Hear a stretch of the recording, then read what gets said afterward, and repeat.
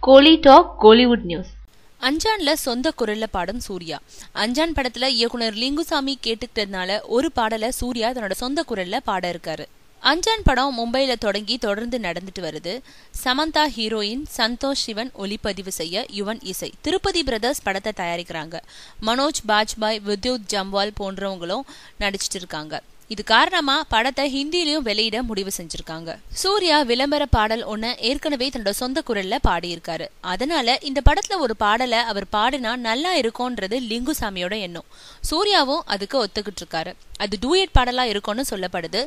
Anjaan red dragon கேமராவால shoot செய்யப்பட்டு வருது. இந்தியாவில இந்த கேமராவில படப்பிடிப்பு நடத்தப்படும் முதல் படம் அஞ்சான். இதே கேமரால தான் பென்சில் படத்தையும் ஷூட் செஞ்சுட்டு வராங்க.